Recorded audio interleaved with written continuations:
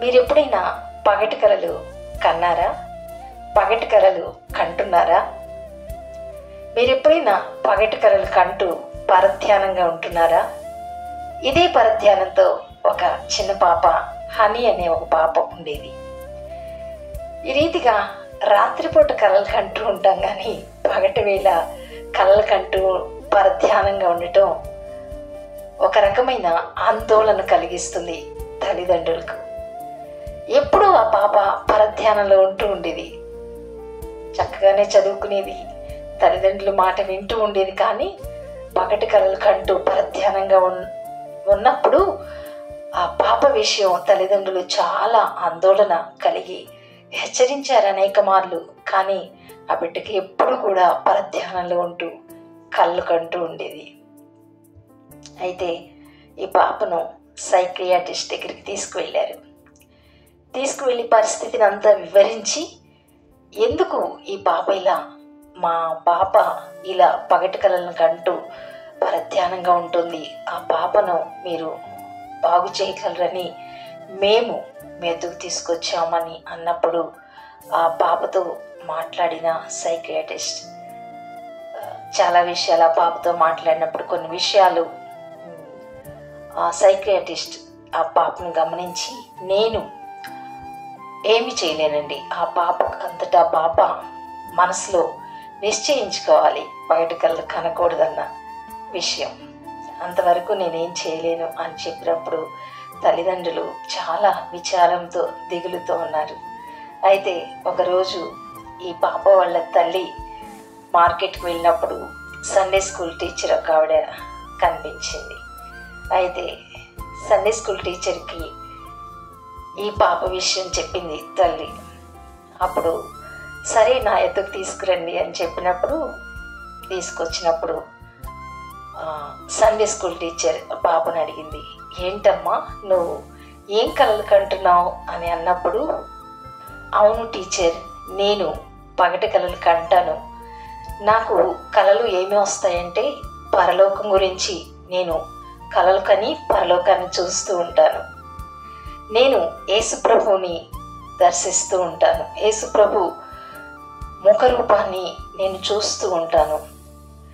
నేను ప్రకటన గ్రంథంలో వ్రాయబడిన సంగతులను తలపోయిచు ప్రకటన గ్రంథంలో జరిగే సంగతులను గురించి చూస్తూ ఉంటాను.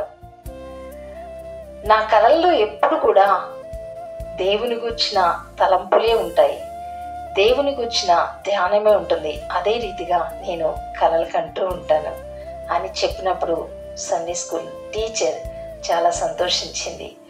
అయితే తల్లిదండ్రులతో సండే స్కూల్ టీచర్ చెప్పింది, మీ పాప ఎంత ధన్యురాలో, ఆ పాప వలె నిజముగా తను తాను తగ్గించుకుని ఆత్మీయ విషయములందు శ్రద్ధ కలిగి దేవుని రాజ్యమును గుర్చిన ధ్యానం మనం చేస్తే నిజంగా మనం కూడా ఎంతో ధన్యులంగా ఉంటాం.